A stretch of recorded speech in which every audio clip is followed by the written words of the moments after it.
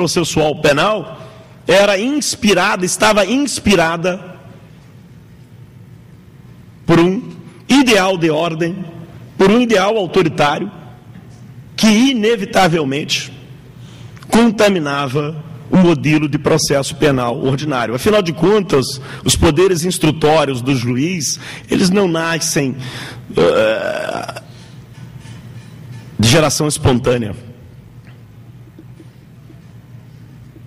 Eles são um resultado de uma concreta política e produziram efeitos igualmente detectáveis ao longo da nossa história neste contexto de justiça de exceção. Então, há aí uma primeira dívida da dogmática processual penal brasileira para com a cidadania e uma certa responsabilidade, grande responsabilidade. De cabeça aqui eu cito um ministro que eu admiro profundamente, o ministro Celso de Mello, votando durante o julgamento da ação penal 470 e invocando a distribuição do ônus da prova, conforme a concepção de L. Tornag do processo civil, para responsabilizar a defesa pela demonstração da inocência em algo que as cortes internacionais, tenho absoluta certeza, em um contexto em que as cortes internacionais irão dizer, olha, isso já passou, isso não vale mais, isso não é assim, isso pode ter sido dessa forma, como está, por exemplo, no Código de Processo Militar, Processo Penal Militar, em que há ali uma regra de inversão do ônus da prova, mas isso foi pensado para a ditadura e para a concretização de objetivos políticos muito específicos. Então, há uma dívida. Vou avançar um pouquinho sobre essa dívida da dogmática daqui a pouco. Mas, principalmente, uma segunda dívida da dogmática é essa atitude de isolamento do juízo político. Vou ser mais claro. A partir do momento em que os manuais de processo penal, todos eles, dos nossos mais estimados amigos, todos eles, sem exceção, ignoram o juízo político, o processo político, o crime político, ele se torna uma não realidade, um não fato, algo que nós não teríamos condições de identificar ainda que aparecesse na nossa frente, muito claramente. Eu deixo de fora da narrativa do direito processual penal todas as questões relacionadas ao emprego para fins políticos dos procedimentos penais.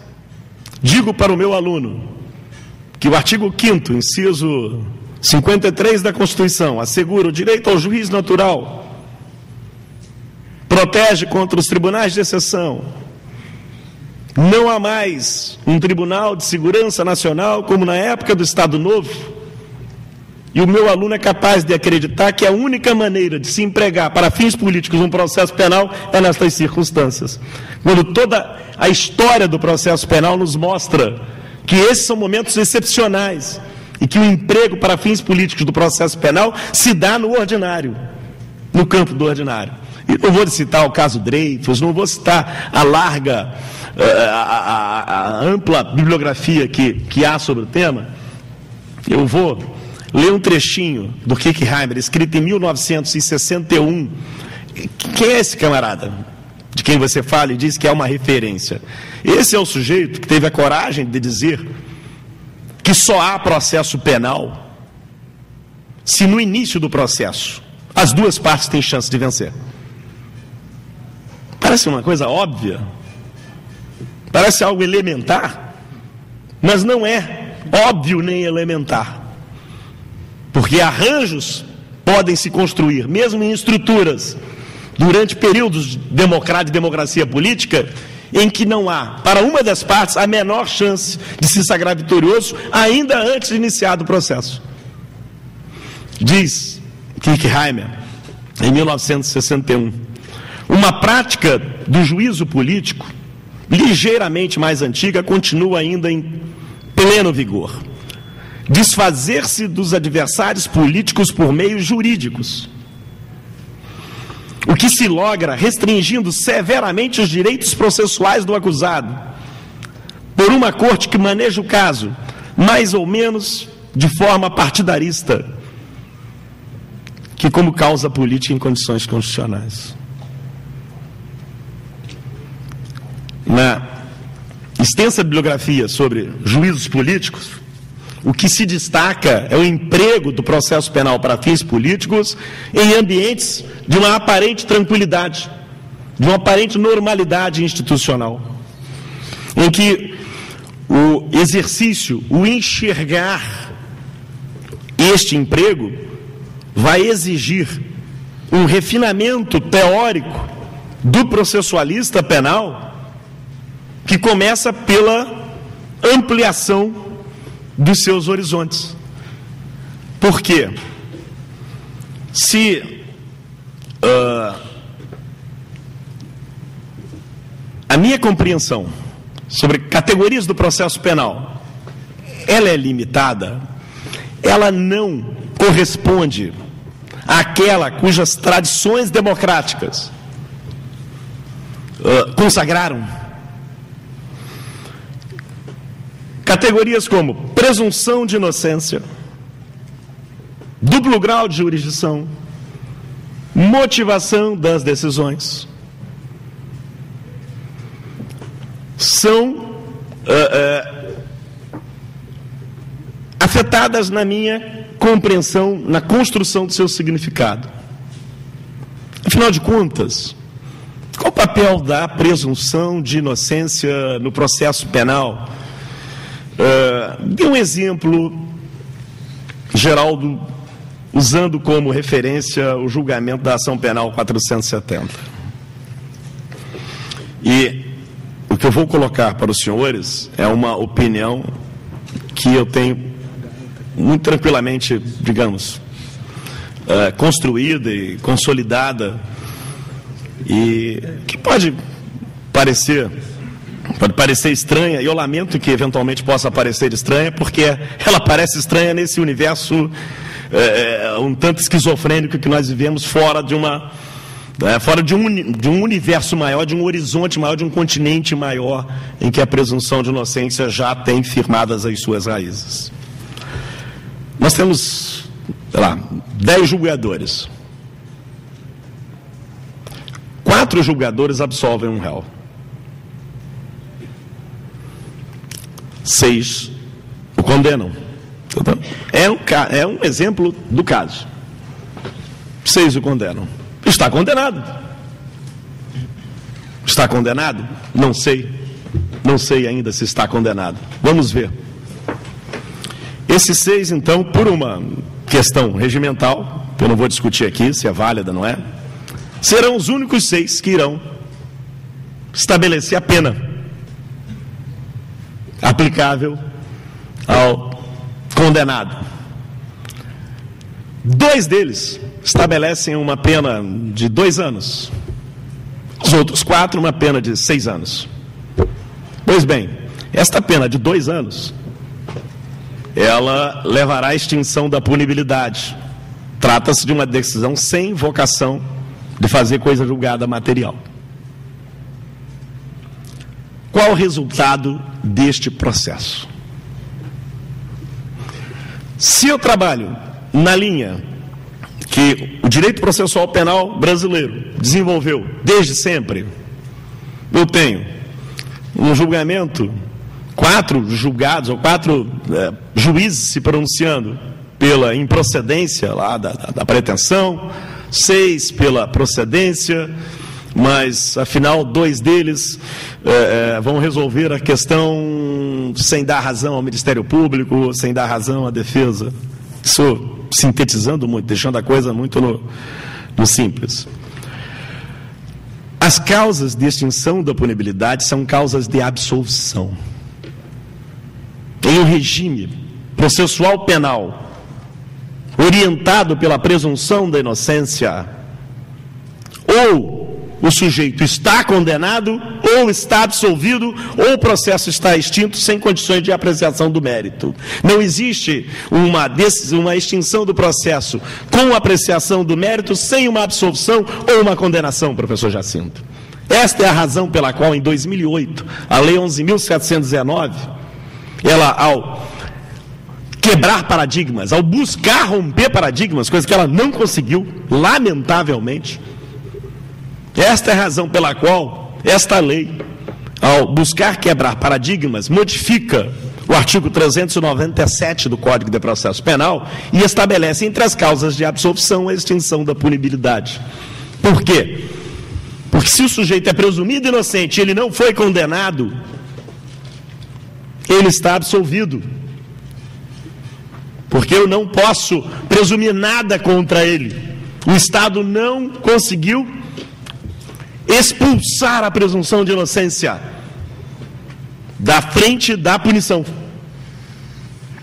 E terá que conviver com aquele indivíduo como inocente. E aí não importa se ele foi absolvido, porque um dos juízes entendeu que não havia provas, porque outro ficou em dúvida, porque o terceiro está absolutamente convicto de que aquele camarada é inocente, porque o quarto entendeu que não havia crime algum, ou se foi absolvido por conta da prescrição.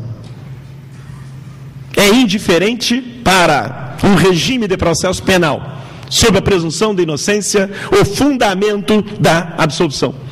Ele não é indiferente quando estamos em um regime autoritário. Ele não é indiferente quando estamos em um regime em que é preciso marcar as pessoas,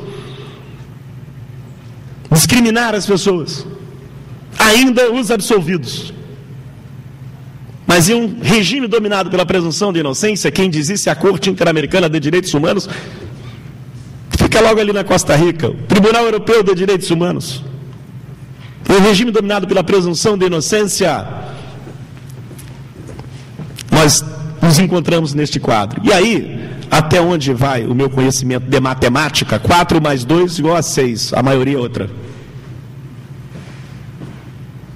A maioria é outra.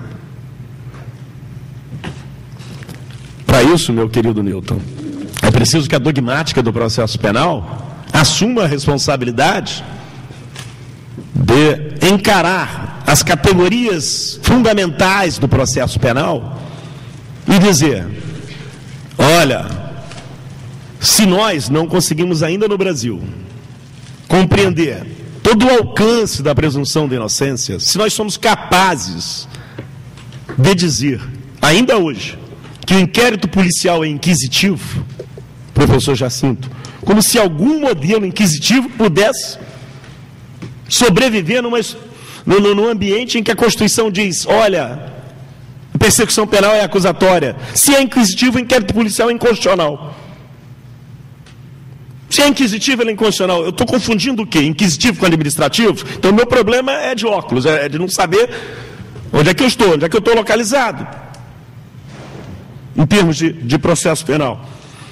Então, se a nossa doutrina tem essa dificuldade, há uma tradição que se consolidou na luta pela democratização da vida planetária, que exprime estas categorias muito bem por meio das decisões das cortes internacionais. E é interessante, professor Jacinto, como em ambientes autoritários há uma espécie de fechamento para as decisões das cortes internacionais. Como esse tema não entra na pauta das decisões dos nossos tribunais, a começar pelo Supremo Tribunal Federal. Em uma recente pesquisa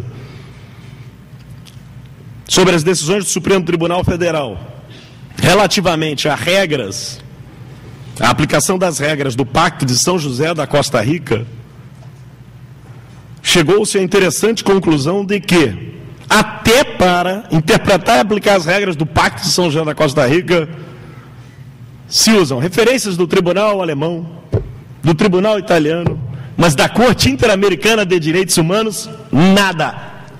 Niente. Como se a corte não existisse. Como se não tivéssemos os parágrafos do artigo 5º da Constituição. Como se não tivéssemos sido obrigados a introduzir um novo regime de medidas cautelares pessoais por determinação da Comissão Interamericana de Direitos Humanos. Então, aí o silêncio da doutrina, ele efetivamente facilita essa vida do autoritarismo, do punitivismo mencionada aqui pelo professor Marrafon no início. Eu fico pensando, eu vi várias reações a declarações recentes de personagens que estão envolvidos nesse processo. Uma específica, e aí não é algo, sobre o ministro em si, mas a reação provocada. Há um encontro político, presidentes de associação, presidente do Supremo Tribunal discutem. Está ótimo, excelente, cada um tem o seu ponto de vista, sustentam lá o seu ponto de vista.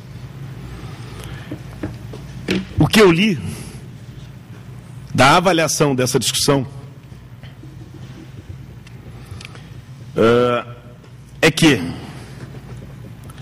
o Congresso Nacional, as entidades de classe, todos os que participaram do processo de aprovação da emenda que criou os tribunais regionais federais, agiram orientados pelos piores propósitos. A população, de um modo geral, absorve faz essa leitura de tudo.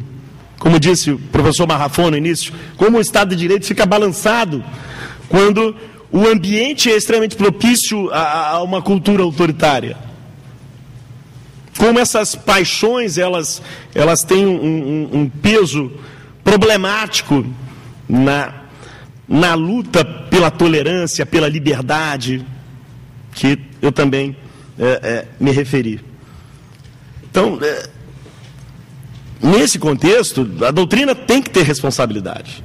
A doutrina precisa se colocar, precisa dizer o seguinte: olha, as garantias do processo penal, elas são garantias da cidadania, a cidadania completa necessita delas. E fiquei pensando, será que o nosso povo está tão sufocado com a corrupção?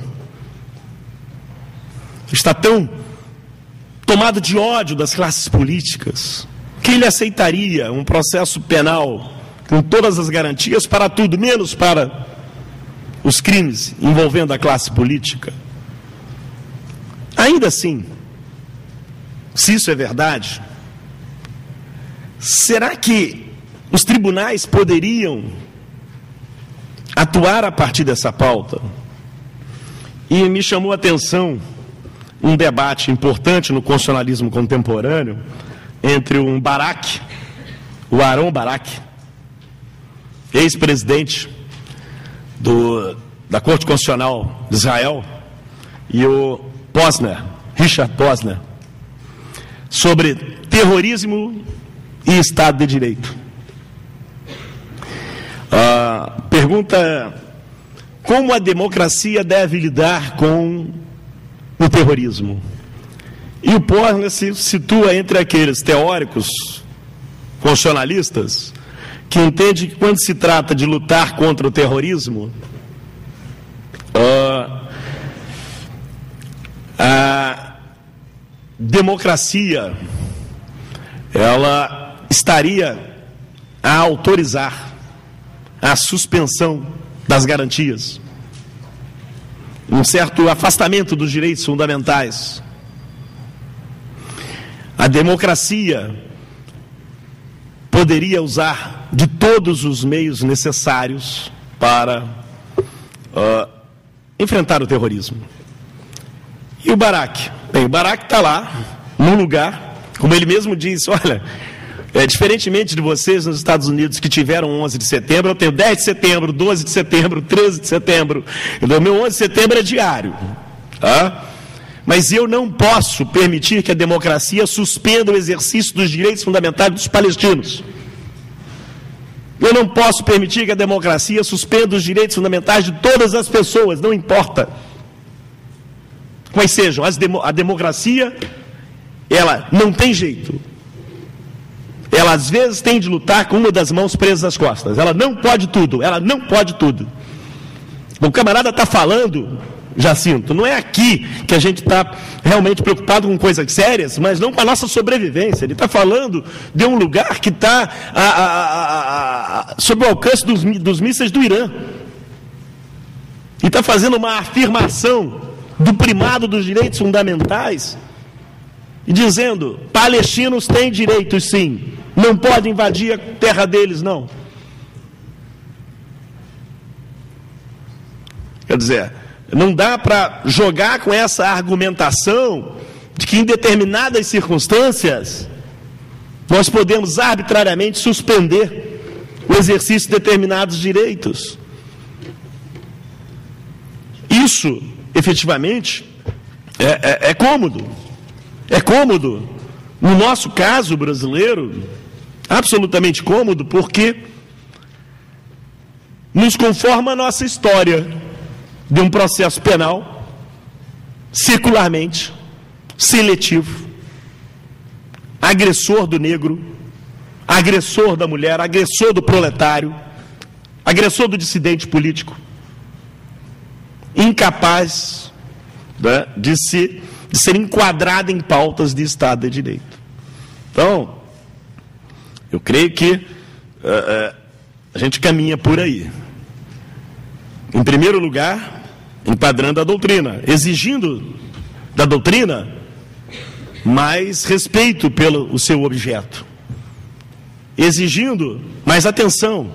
Afinal de contas, e a gente conta nos dedos isso, professor Jacinto, a mudança de 2008, e eu caminhando aqui para o fim para não tornar mais enfadonha e chata essa minha fala, mas a mudança de 2008 no processo penal brasileiro, aquela que deu aos artigos 394 a 399 uma nova face, ela tem alguma importância?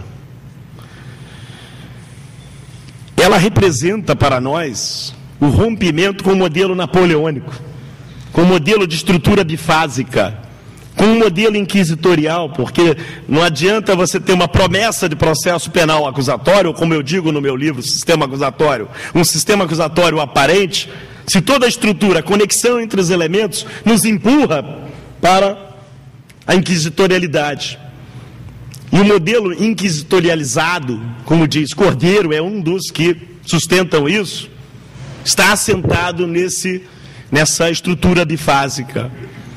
Uma estrutura bifásica que tem lá uma investigação, em seguida tem o processo, e o juiz não sabe exatamente bem o que ele está fazendo. Na realidade, ele está ali para apurar a verdade e castigar o autor do delito, enquanto um processo acusatório tem uma estrutura trifásica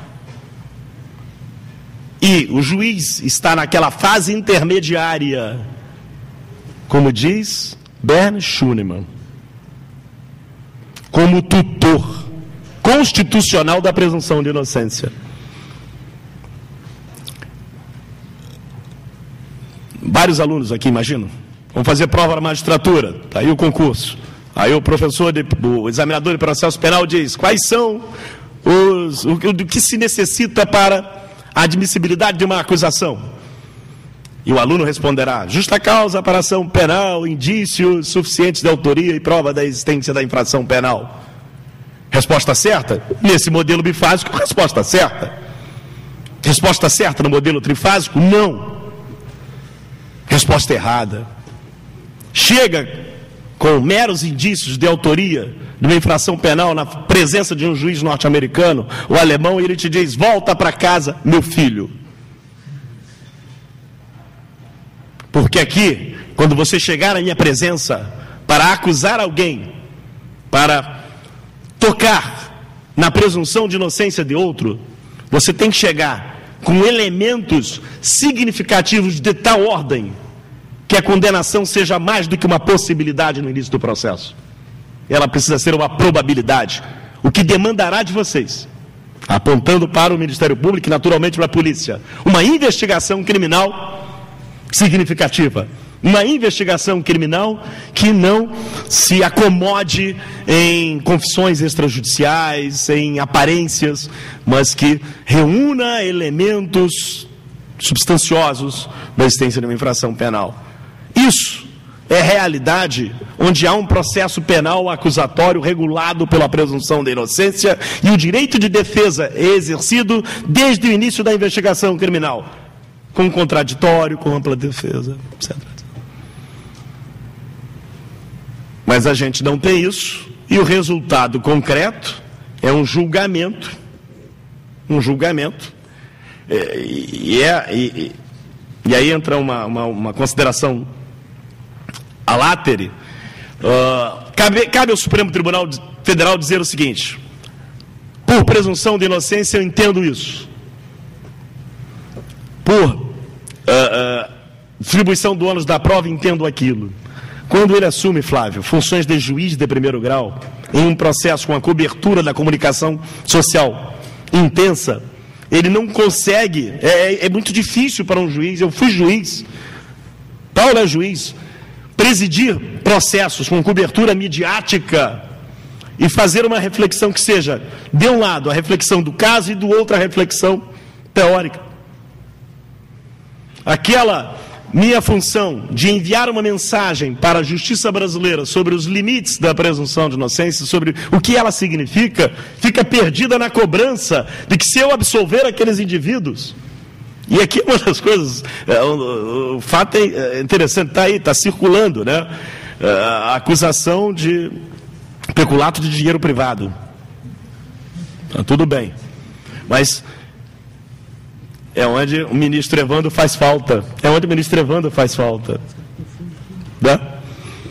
Se eu absolver, vou ter que suportar toda uma carga midiática. Como é que isso fica? Tá? Então, esse aspecto de Supremo no exercício de primeiro grau de jurisdição é muito problemático. Mas está lá. É assim. Então, caberia ser um juiz de primeiro grau com mais força, com mais consciência. E não se deixar, talvez, no caso da enorme maioria dos ministros, de forma inconsciente, né, dominar por um clima político de pré-determinação de resultados. Eu creio que é muita coisa que se poderia falar sobre efeitos e tendências, mas o meu propósito aqui hoje, principal, é destacar exatamente isso. Destacar que há uma teoria do processo penal, ou pelo menos há teóricos do processo penal, que estão em débito para com a democracia. É muito simples hoje responsabilizar o Supremo Tribunal Federal por supostas consequências perversas à liberdade das pessoas a partir da multiplicação das decisões com base no mesmo tipo de entendimento que foi sufragado no julgamento da ação penal 470, quando a nossa teoria, os nossos teóricos estão devendo aqui. E o outro lado da moeda é que nem tudo acaba no Supremo Tribunal Federal. Não acaba a dogmática e talvez nem o próprio processo. E aí é a chance que nós temos de resgatar para o direito processual penal um mínimo de dignidade na construção de um projeto democrático. Porque, como disse o professor Marrafon, em vários âmbitos isso se tenta construir, mas o processo penal andou meio para trás nisso tudo. Em linhas gerais, são as considerações que eu gostaria de fazer. Muito obrigado.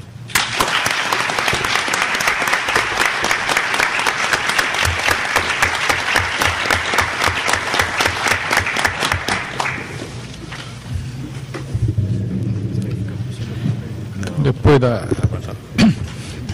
essa brilhante palestra do professor Geraldo Prado, eu vou de imediato passar a palavra ao nosso segundo palestrante da noite, né? O professor Jacinto Coutinho, do Paraná, e que nos dá mais uma vez a honra aqui de sua presença. Sim. Para nós é muito quente. Não é Cuiabá, mas está aqui. Não é Cuiabá, mas é quase.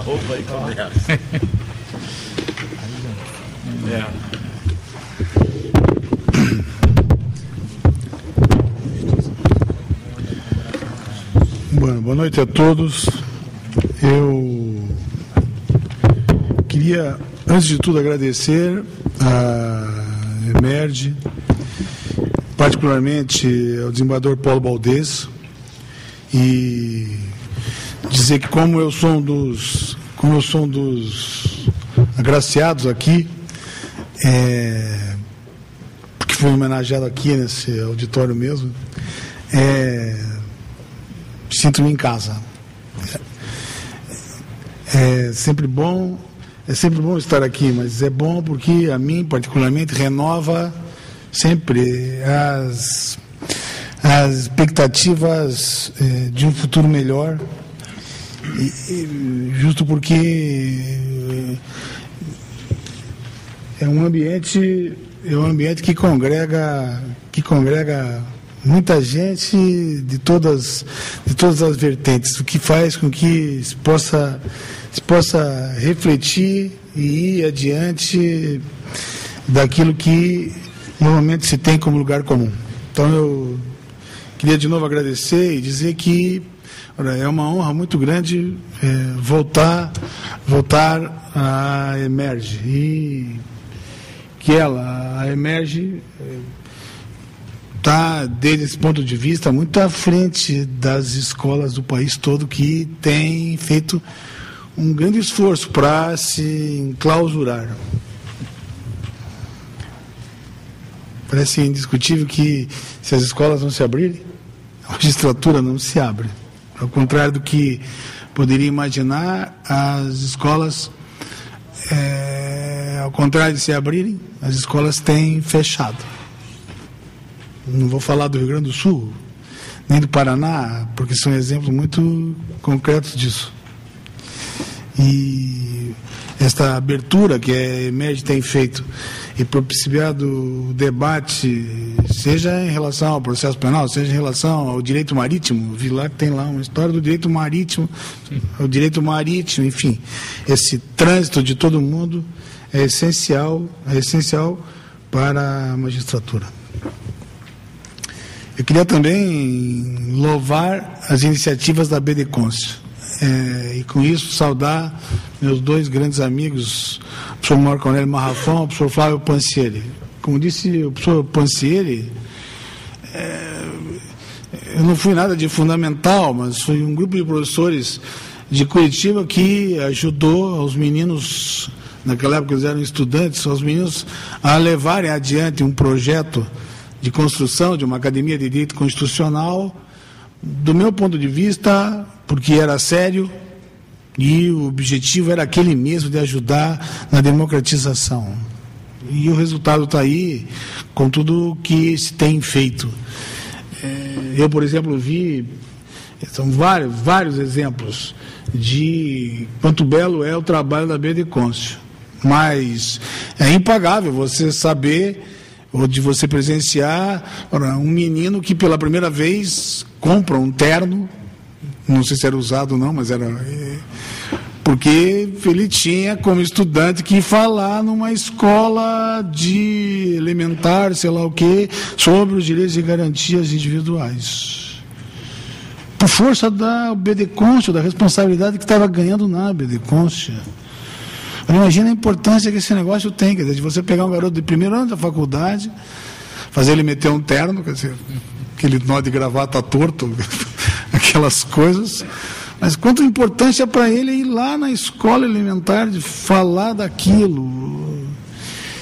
E isso é só um exemplo do tanto que a BDConst fez, dos grandes congressos, dos grandes simpósios, enfim, de todo um trabalho que agora vai, em definitivo, para o Brasil todo e que é vital. Quer dizer, o exemplo disso está no curso de processo penal que o professor Geraldo Prado vai coordenar junto com o professor Leonardo, mas que é um exemplo de qualidade. Quer dizer, você no Brasil, eu nunca vi, disse a eles, eu nunca vi alguém que conseguisse congregar num mesmo curso os professores de Porto Alegre, os professores de Curitiba, os professores da USP, os professores do Rio de Janeiro, os professores do Nordeste, estão todos. Ou seja, é a chance que se tem, quem sabe, da gente começar a pensar de um outro modo e refletir de um outro modo, de modo mesmo que possa produzir o efeito desejado. A crítica que o professor Geraldo faz é a crítica que outros fazem e que tem sua importância, tem seu significado, justo porque não só não se faz tudo o que se deve fazer, é preciso concordar com isso, mas também porque o velho se mantém intacto. O velho se mantém intacto, não se consegue passar por cima do velho. Não só porque o velho permanece, mas porque os novos têm produzido coisas velhas. E de consequência, você não consegue ter a penetração e a extensão que deve ter por uma nova concepção de processo penal, uma nova concepção de direito constitucional, uma nova concepção de democracia. Não se consegue ler a realidade da maneira que se devia ler. Então, é por isso que é preciso louvar a iniciativa da BDConst, a iniciativa de uma vinculação com a EMERGE, a iniciativa de vir para o Rio, porque se tem algum lugar que capitaneia o pensamento do país no sentido de iluminar o futuro, é propriamente o Rio de Janeiro. Ou seja, é possível fazer coisa no Brasil sem o Rio. Mas seguramente, se o Rio estiver lá, o Brasil anda de uma maneira diferente. Ou seja, o Rio não capitaneia o país pelo comando do tráfico de drogas, se é que o comando de tráfico de drogas é aqui. Né? Ou só, pelo contrário, o Rio capitaneia o país por um monte de coisas, dentre elas essa cultura. E, desde esse ponto de vista, é fundamental que alguma coisa assim se possa fazer aqui. Então, a importância de um curso desse porte é, de fato, transcendental. Se não valesse para nada, valeria a pena para ver a diversidade de pensamento.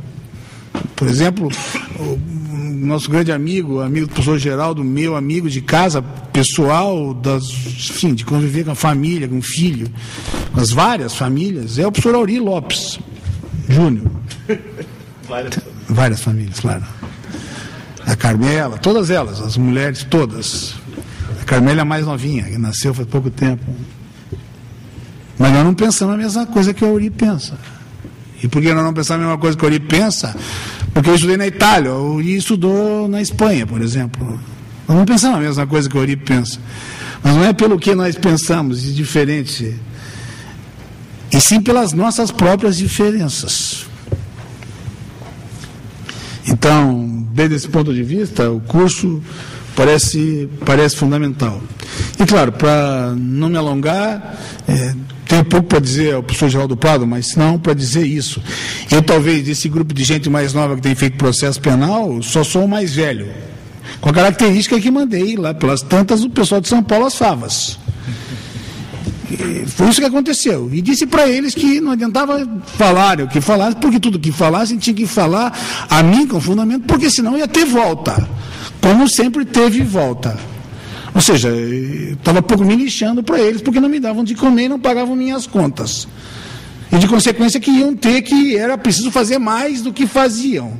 Mas não era como uma forma de insubordinação, era como uma forma de dizer para eles que tem vida pensante no país para além da USP, ou para além de São Paulo.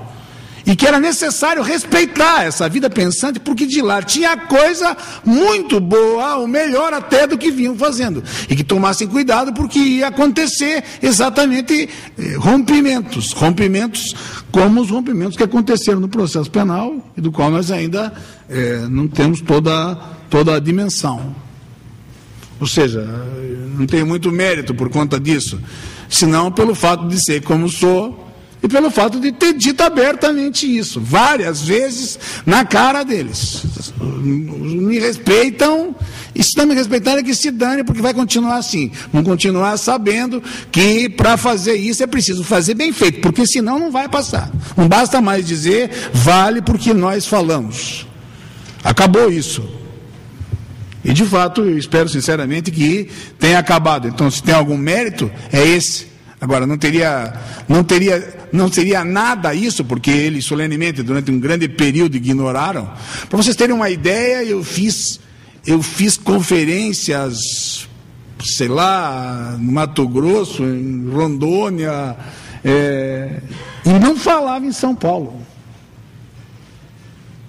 Eu fui para São Paulo muito tempo. Eu fui para São Paulo depois num dia junto com o Geraldo Prado, em Porto Alegre, ter dado uma esculhambada no professor da USP, nosso amigo de coração, que depois, presidente do IBCCRIM, disse para eles, é preciso parar com esse negócio aí, porque senão nós vamos ficar mesmo para trás, e ele tem razão, é preciso chamar esses caras para eles falar, ouvir o que eles têm para dizer.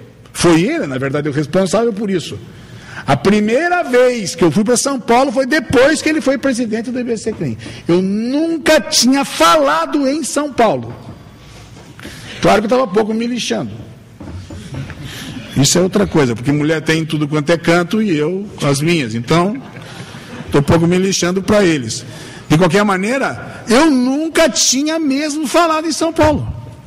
Isso é um exemplo clássico disso, que significa uma morte doutrinária, assim, era como ignorar solenemente de uma forma tal, a não ser importância o que, não tem importância o que esse cara disse. Chegou uma hora que não dava mais para suportar isso, não é? Por quê? Porque tinha muita gente falando o que esse cara diz, o que essa gente disse. Por isso que eu estou falando disso. Não para dizer que tinha um bloqueio em São Paulo, coisa do gênero, porque isso faz parte da vida e eu sabia que era assim. Análise serve para essas coisas, para você chorar tuas pitangas, entre outras coisas. Mas, para dizer que se não fosse todo um grupo e não eu, Geraldo, é por isso que eu estou dizendo tudo isso, que é para devolver para você aquilo.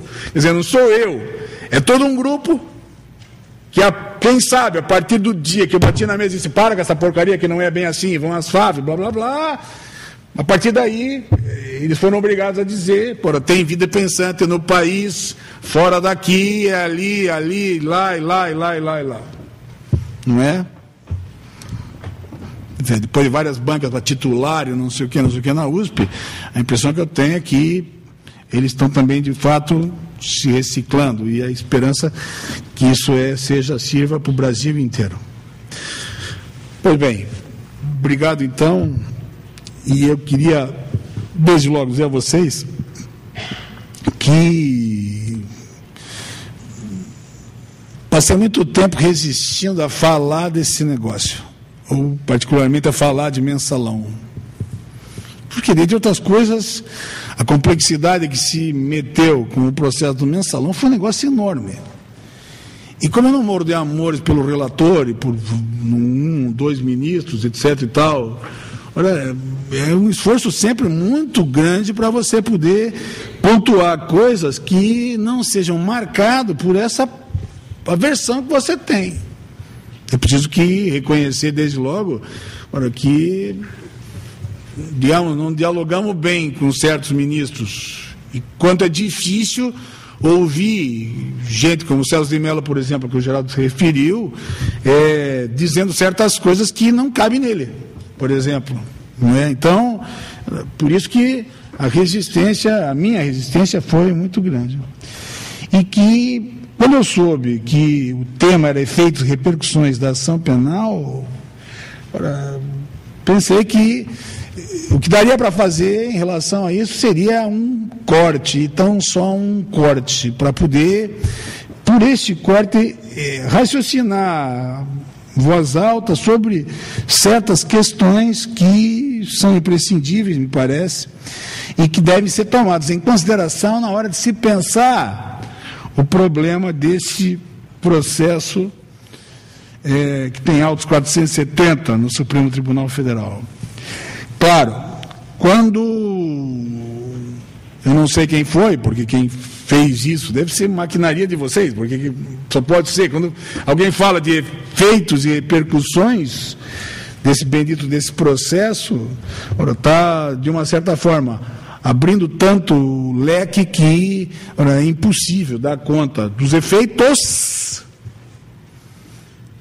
e das repercussões, que eu estou tomando aqui como os resultados e o alcance, por força de que repercussões é alguma coisa que se coloca como reflexos, como refletir, como algo que repercute, sendo certo que se trata mesmo de falar de um bom êxito, que se caracteriza pela influência exercida, pelo prestígio alcançado. Isso podia pensar repercussão sobre isso, ou dessa maneira. A verdade é que esse processo não é, como disse o professor Geraldo Prado, com toda razão, não é alguma coisa que se possa tomar só pelo jurídico, mas também pelo jurídico. Esse processo é, por excelência, um processo eminentemente político. Tem nele, como disse o professor Marrafon, toda uma possibilidade de avaliação sociológica, toda uma possibilidade de avaliação antropológica, toda uma possibilidade de avaliação começando pela avaliação psicanalítica. Tem toda uma possibilidade extra de se discutir, inclusive nas implicações de todos esses campos, porque é de campo que se trata. A questão relevante primeira, claro, é a questão política. Mas quem sabe o ponto mais significativo que para nós chama tanta atenção está ligado ao fato de que se glamorizou este processo. Ou seja, se deu a ele uma politização e uma estrutura, digamos assim, ideológica que nunca se viu no país. Por força dos meios de comunicação, se criou no país inteiro uma expectativa que nenhum outro processo tinha criado até então. Nenhum. E claro, falar de efeitos e repercussões aí, é preciso, antes de tudo, tomar em consideração que quando se fala, por exemplo, da ação penal 470, o país inteiro sabe o que é isso. Esse número 470, mais do que 560 para o voo da Air France, de 566 para o voo da TAM de Caxias do Sul, que morreu tanta gente, ou para 155, 171, coisas do gênero, é alguma coisa que está quase que metido na cultura do povo. Mais ou menos assim, o Brasil sabe o que é a ação penal 470. Ainda que eu particularmente acho, do ponto de vista técnico estrito do processo penal, que uma ação penal como um direito não leva número, por exemplo. E insisto muito nisso. Quer dizer, foi o cara que montou a informática do Supremo que fez assim. E que ajuda a detonar uma teoria do processo. Porque um dos problemas sérios nossos, não me canso de falar disso, é que nós precisamos, dentro de uma estrutura doutrinária coerente, ter uma teoria que você possa falar alhos com alhos. Quando ação é processo, processo é ação, processo é procedimento, procedimento é ação, processo é processo. Isso é uma conversa de grego, onde ninguém se acha, e quando ninguém se acha, isso ideologicamente interessa a alguém. Ou seja, Esse negócio começa ruim pelo nome. Se há alguma coisa que pode ter número, é aquilo que os velhos, ainda que indevidamente, chamavam de caderno, porque um caderno pode ser carimbado e dito: esse é o número tal. Os autos, a soma de alto mais alto mais alto, os autos podem ter número. A ação penal não pode ter número, pô.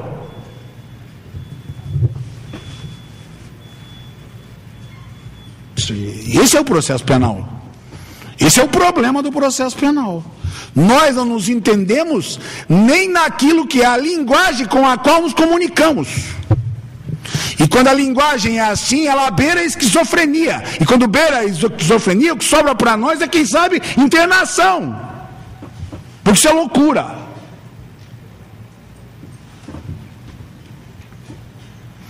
Mas o país inteiro sabe. Eu vim agora de casa, ou da casa da Chica, que é a minha filha. Eu vim de casa, perguntei para o motorista do táxi para saber se ele estava antenado. Ele não só sabia, como me deu uma aula.